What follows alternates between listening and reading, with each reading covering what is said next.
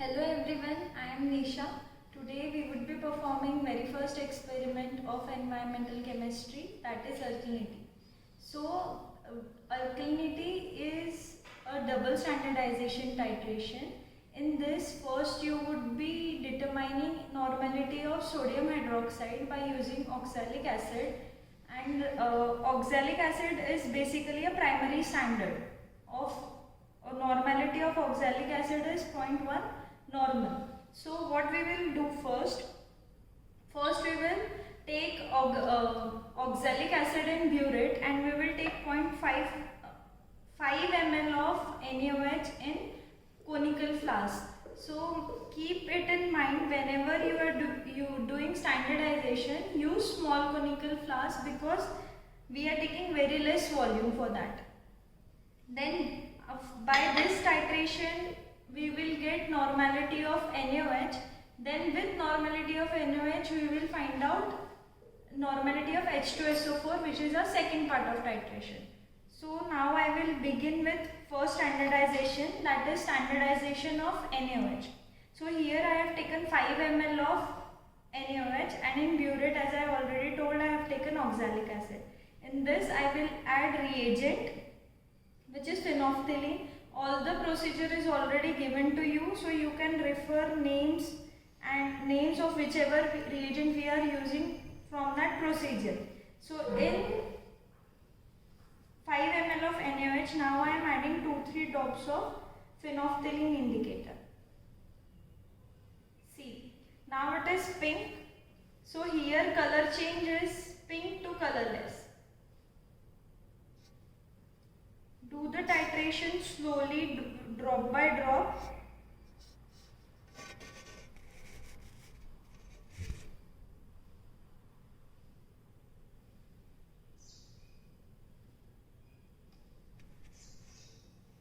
See, my pink has changed to colorless and my burette reading is nearly 1.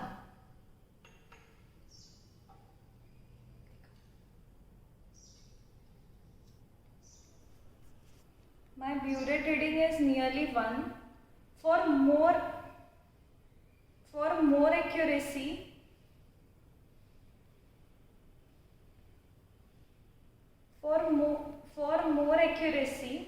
you should perform every titration at least thrice so that we can take out average reading for that. Okay. Stop.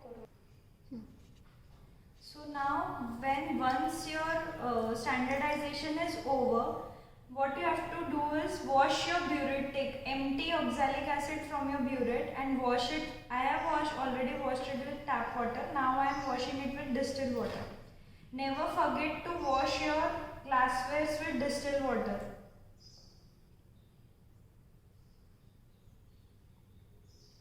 Okay, now I have washed it with distilled water at least twice. Now I would be adding in burette H2SO4. So in first part we have done standardization of NaOH. From that you can calculate normality of NaOH.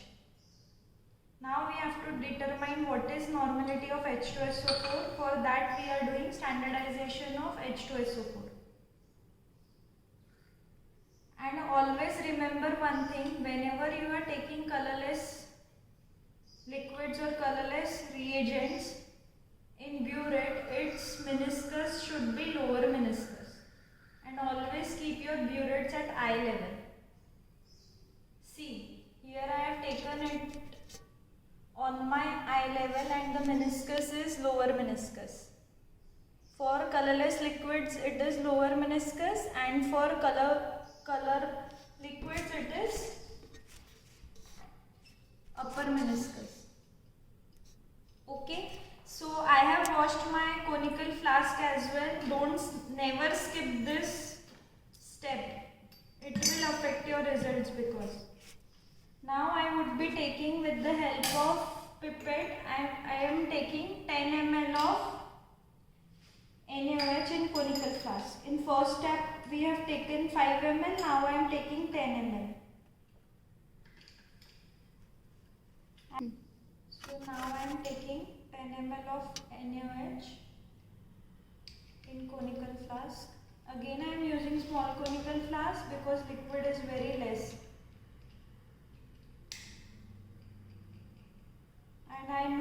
And I can think that you all know that this is pipette and this is burette.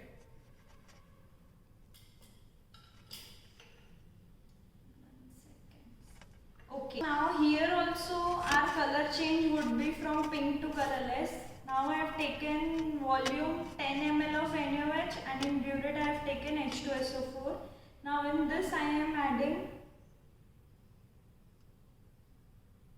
2 drops of phenolphthalein indicator, 2 to 3 drops. Don't add more than that. Pink reflection. Okay, see now this is pink.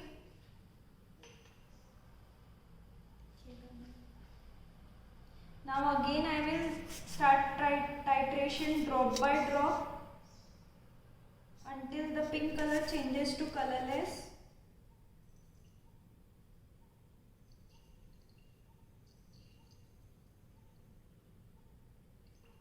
Keep it shaking while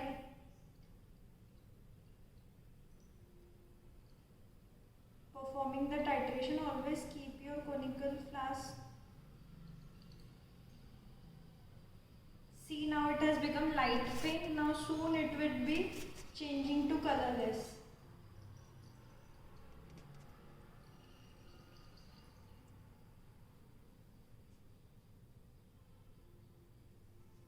This have changed to colorless.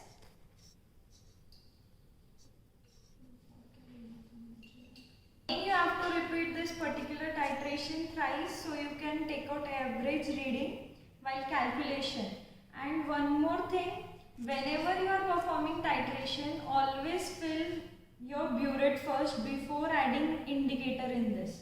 Okay? Because when you will add indicator, after some time it may lose its color. So keep your titration setup ready first, then at the end add indicator. So here my standardization part is done. First I have standardized NaOH, then in second step I have standardized H2SO4. So while calculating you will get to know reading of H2SO4, normality of H2SO4 as well. So in next part what I would be doing now, here we have to determine alkalinity of water sample. So here we are using our institute tap water sample. So volume of your water sample is 50 ml. Here I have already kept it ready. Here I am taking 50 ml of tap water sample. Now for tap water I would be using big conical flask. Here volume of this conical flask is 250 ml.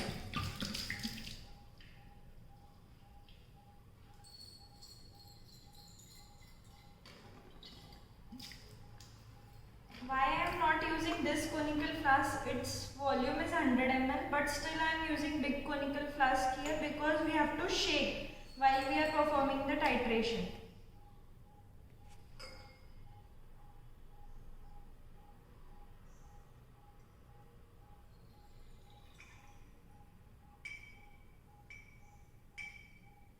I have taken 50 ml of water sample. Here I will refill my burette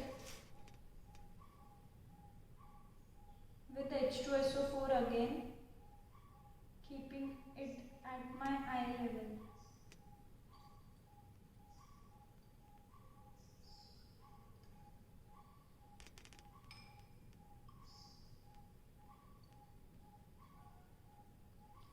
And also while filling burette, no air bubble should be there in your burette. Here there is no air bubble in my burette. If there is air bubble, it will affect your reading. So now, for taking out alkalinity of our sample, what we first have to do is, I have already taken my sample in conical flask, I have filled my burette with H2SO4. Now here first you have to add other indicator, that is methyl orange indicator. Methyl orange indicator. Here first you have to add phenolphthalein indicator. Sorry, first I told methyl orange indicator, but here first you have to add phenolphthalein indicator like you were doing previously. So see now, after adding phenolphthalein indicator there is no color change. This shows that P alkalinity is not present in our sample. OH ions are not present in this sample. But whenever you are doing titration of some construction water sample or of some another sample, in a tap water P alkalinity is not there. But if there is water sample from other source, be it from construction site, borewell sample, so there are chances that you might get P alkalinity. So in that case, what you have to do first, when you will add phenolphthalein indicator, it will slightly give pink color. Titrate it with H2SO4 till it becomes colorless. Here I didn't got any pink color, so I am not. So what I will do now I will add methyl orange in this. I am adding 2 to 3 drops of methyl orange indicator. So this color is on darker shade of yellow. Okay. Now I would be titrating it against H2SO4 until it becomes lighter shade of this color. Always remember your end point is lighter shade of your indicator color.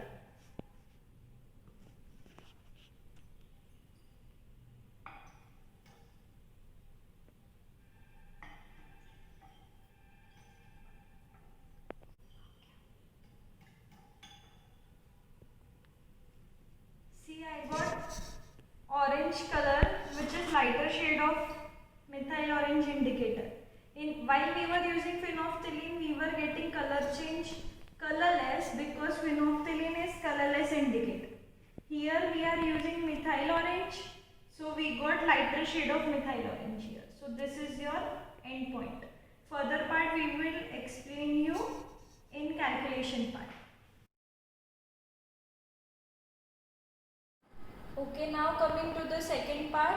In second titration, what we have done, we took NaOH and we titrated it against H2SO4. I did all that thrice. So my volume of NaOH every time in small conical flask was 10 ml.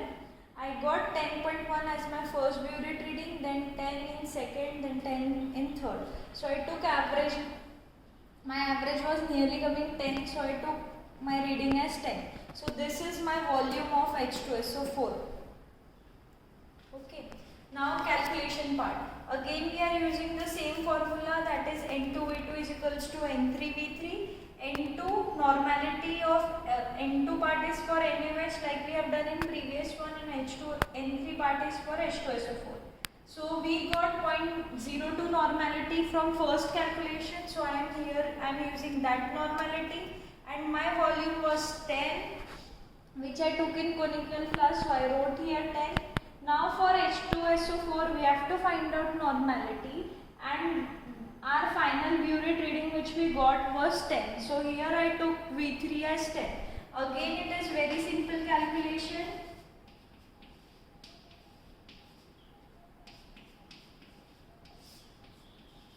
This both part will get cancelled. So normality of H2SO4 is again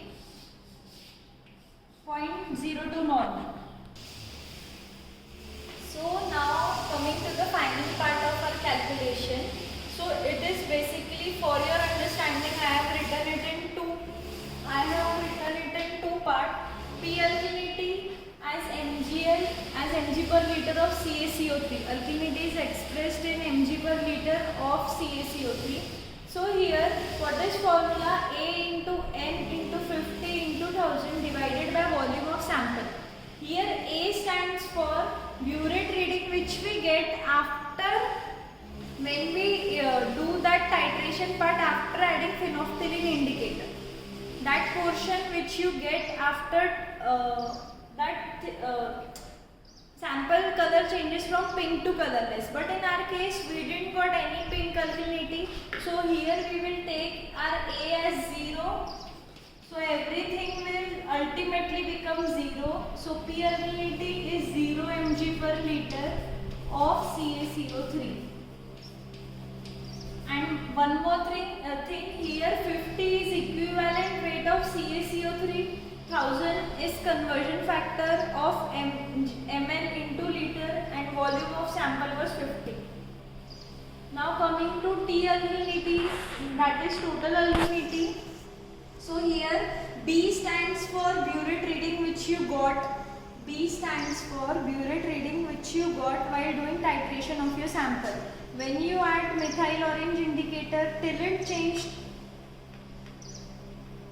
at the end we got 5 as our burette reading. When we added methyl orange indicator, it changed from yellow to orange. So our reading was 5. So here I took B as 5. Then normality of, here N stands for normality of H2SO4 which was 0.02. This is conversion factor, and this is equivalent weight, and this is conversion factor. Volume of our sample was 50. So after doing calculation, I got 100 mg per liter of CaCO3 as our alkalinity, as a total alkalinity of our sample. So our total alkalinity is 100 mg per liter of CaCO3. So this was everything about alkalinity. When you have to find alkalinity of sample. Apart from this, if you have any further queries or any doubt in calculation part, you can ask to Latkar.